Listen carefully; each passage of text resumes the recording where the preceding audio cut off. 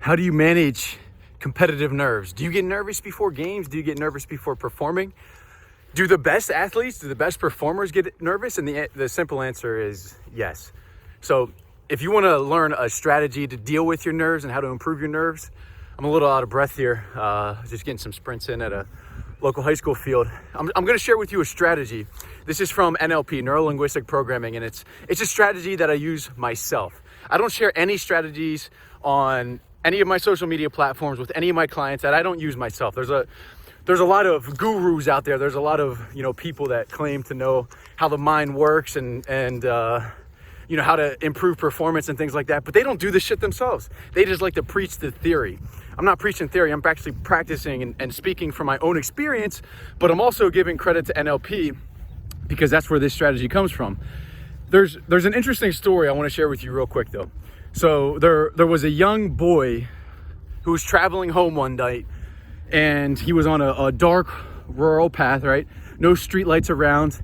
He was walking down the path, similar to the track. You see the track that I'm on?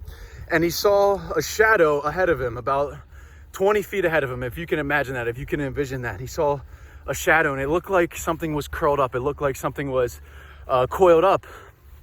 And he got a little bit closer, and he started to see it a little bit clearer. And then he started running through all of these scenarios in his head.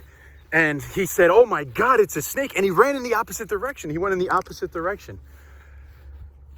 So the next day he comes back to that same path like the one I'm on. And he's walking home. Now all of a sudden it's morning and it's light out and he can see things clearly. And he comes up to it and he sees it's not a snake. He thought it was a snake. He thought he was going to get bit by a snake. He thought he was in danger. It wasn't a snake. It was just simply a coiled up piece of rubber.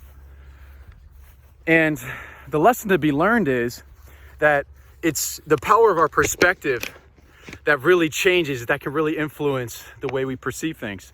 So in regards to athletics, in regards to performance, the secret of accomplishment, the secret of performance in athletics is focused energy, right?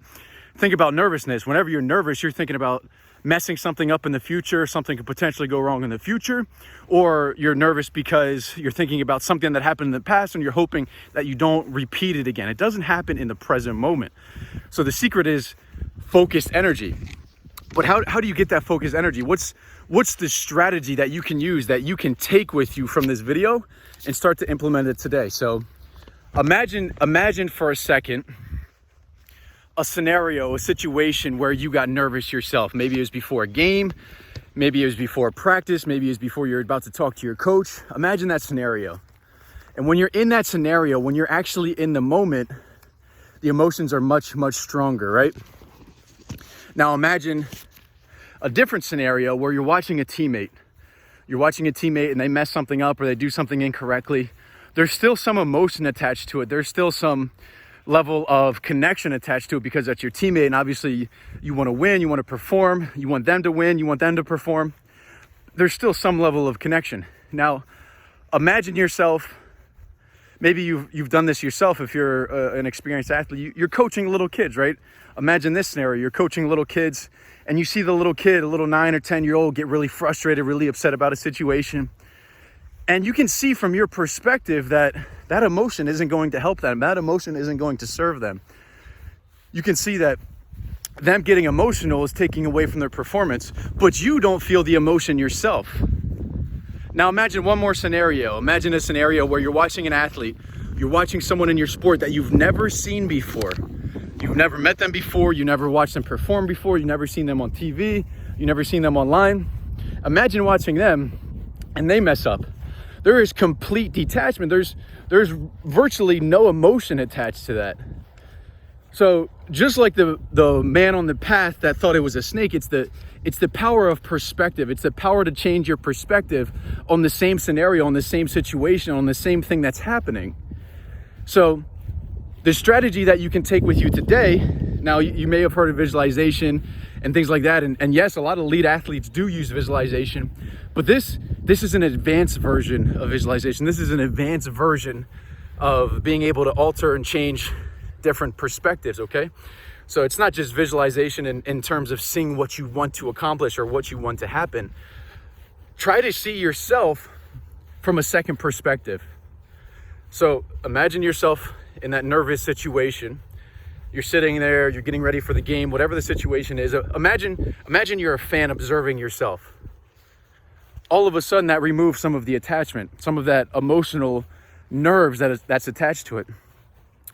And then imagine you're a coach watching yourself from the same perspective, watching yourself, a clone of yourself. Imagine cloning yourself, and the coach clone of yourself is watching yourself. So if you can imagine that for a second, if you can use your imagination just for a second, because you use your imagination when you get nervous, you use your imagination to make up scenarios that haven't happened yet. Use your imagination in a positive sense and imagine another version of yourself, a clone version of yourself, detaching from the scenario, detaching from the situation, and just simply evaluating where you're at. And you can answer any question from that perspective without an emotional attachment to it. And there's even a more advanced version of that. I don't have time to get into it in this video, but you can go into a third and a fourth perspective. It's dissociation in NLP.